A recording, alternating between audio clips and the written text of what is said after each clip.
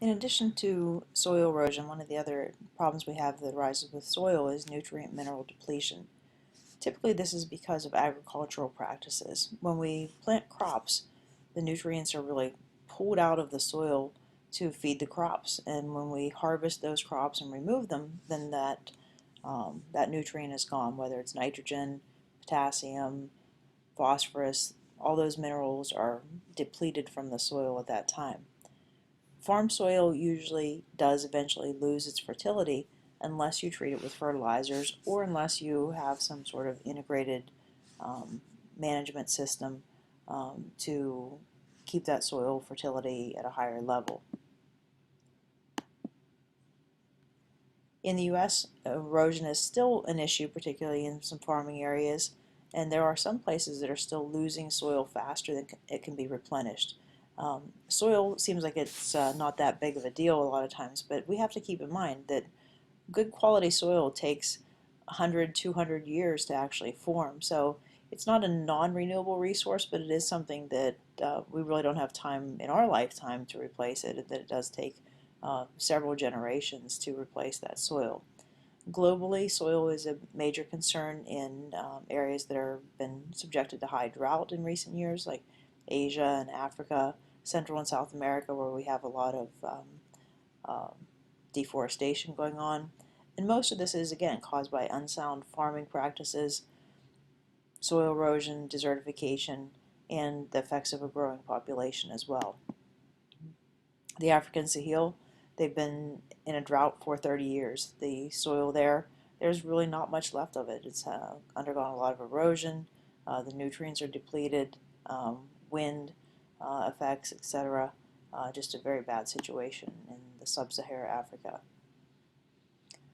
This map of the world is showing areas that are very vulnerable to desertification, and you can see that a lot of the areas in Africa are subjected to this, but also there's quite a few areas in the U.S. that are subjected to some high amounts of desertification as well, or that are very vulnerable to desertification. So there are solutions to this, and that's the good thing when it comes to a lot of our environmental problems is there are solutions to these issues. One that we've talked about in our last section on agriculture is to use the no-till farming. If you weren't sure what it was then, now's your chance to learn it. Usually you, as a farmer, I know none of you are farmers, usually in the spring you plow your fields. Um, if you plow the fields, you are turning over the dirt. And then you're exposing just basically dirt. If there's no plant material, that's going to cause increased amount of erosion. And you have to remember that's going to be even more susceptible to erosion in the spring because April showers, spring, May showers, all that. April showers, that's the wrong thing. Yeah, April showers, spring, May flowers. All right, so we have a lot of rain in the spring, and so lots of rain going to cause lots of erosion. Um, Conservation or no-till farming, what happens in that practice, you leave the soil undisturbed. You do not turn over that soil in the spring. What you do is you take new crops and you plant them between the rows of your crops from the year before. This greatly reduces the erosion. Those roots from the previous year's crops hold that soil in place. It does reduce the erosion. It is less labor intensive, but it does require sometimes some use of some herbicides because weeds tend to grow where there were previous year's plants, and it might require also some new equipment. You had plows that were turning the ground over. Now you need a type of planting device that will go in between the rows. Here's a basic picture of what that looks like. Here you see last year's corn stalks that are still there and they're being decayed, and in between those are new rows of corn for the current growing season, and this is typically the way it's done. You could do this by planting the same crop in that area, like these are corn stalks and this is corn that's being planted here, or you could vary that and alternate your crops and have corn here, this that might be decaying here, and maybe soybeans that are here that you're planting in the current year. That leads to our next topic of another way to save the soil is by using crop rotation. This is planting different crops on the same field over a period of years. The benefit to this is that it releases and absorbs different nutrients. Different plants have different nutrient needs. Some actually help fix different minerals to the soil. Some use more. For example, corn is a plant that's very, very big, gets very little fruit on it for the size of the plant, the actual ear of corn. And because they're very big, most of it green leafy material, they use a lot of nitrogen, lots and lots of nitrogen. Soybeans, other legumes, happen to be able to pull nitrogen and from the air and from the soil and fix it into the soil. So whereas corn takes a lot of nitrogen, soybeans put it back in. So if you plant a field with corn, plant a corn with soybeans the next year, then you're going to help maintain those nutrients in the soil. And actually a recommended progression is to plant corn in a field one year, plant soybeans the next year plant oats, the next one plant something known as alfalfa. You might think of that as like hay that you would feed to horses is basically what that is, and then cycle back to corn. And you could do this like each year, or maybe grow corn for 2 years and then plant soybeans for 2 years, etc. But the idea is to have it in a rotation basis. With that cycle, the nutrients are conserved in the overall process. This can also be done for the home gardener, kind of running through this rotation. If this is the size of your garden, 1 year plant potatoes here, corn, cabbage, etc. Make a garden in this motion. The next year, move the potatoes to where you had the corn, move the corn to where you had the cabbage, move the cabbage to where you had the peas, to move the tomatoes, etc. Just move everything down one space, and that will help keep your home garden soil replenished and nutrient rich as well without having the addition of extra fertilizers. Other methods, again, we've talked about some of these with our farming issue, was contour plowing, strip cropping, and terracing. Hilly terrain is subject to more erosion. Pennsylvania has pretty steep hills in western Pennsylvania. Eastern Pennsylvania not as much, certainly. So we are subject to erosion a lot. Other areas in the world where they're planting basically on mountainsides, very difficult time and subject to a lot of erosion. So how do we fix that? 3 different methods. Contour plowing. This is where you actually shape the field to match the shape of the hillside. You can actually have different government agencies come out and do this. In Pennsylvania, they have a couple groups that work sort of through Penn State University. It's known as, it was first started as an agricultural college.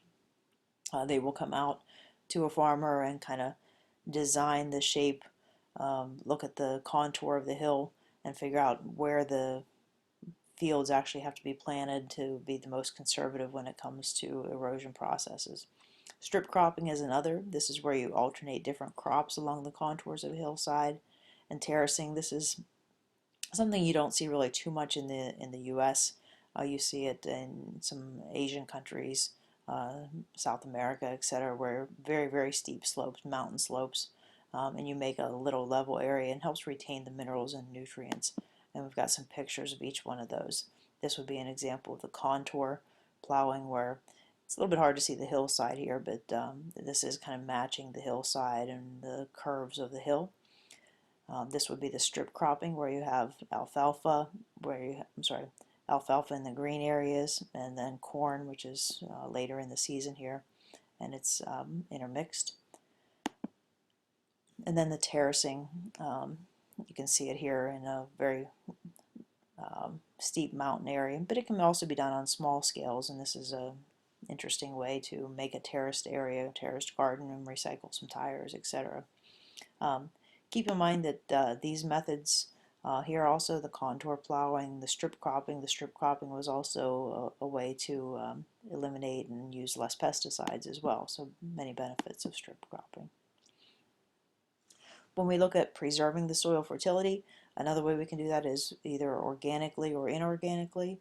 Organically is taking our animal manure, crop residue, something called bone meal. This would be something that would be from the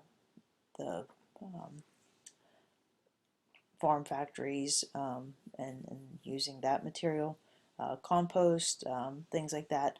Some of the problems with using organic fertilizer is that it does have a varying composition. You don't know exactly what minerals you might be adding to it, the amount of sodium, the amount of nitrogen, the amount of potassium, phosphorus, etc. That could be unknown really in the organic fertilizer, and it is slow acting, but it is longer lasting, so that's a big benefit. It does last longer, but it does take some time to act.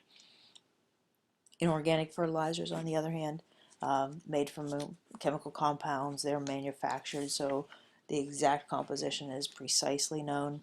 The problem with those is they are very highly soluble, and so since they are very soluble, they will tend to leach from the soil, and you have to keep applying them and applying them over and over again. They also use a lot of energy to manufacture, fossil fuel use, etc. Soil reclamation is something we can do to recover that soil.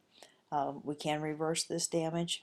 You can take bare ground and seed it to hold the soil in place. As those plants decay, organic matter is added. This is a slow process. It does take a lot of time for soil reclamation. Some of the important acts and government policies when it comes to soil conservation is the first one was the Soil Conservation Act in 1935. You can guess that that was in response to the Dust Bowl. The goal here was to work with citizens to improve the conservation on private land. Another important bill, the Farm Bill that we've talked about, the Food Security Act, and its various names that it's undergone over the years. This requires part of the Farm Bill. One of those 15 components of the Farm Bill requires a plan for farmers to develop a conservation plan, and you could lose your subsidies if you're out of compliance. There is a conservation reserve program. This is a voluntary subsidy program where you would plant native grasses and basically retire the land and not use it for farming for a set amount of time. That's all for soil. We'll be doing some soil testing in class, and hopefully you'll learn more about the soil and the things that are used to grow your food.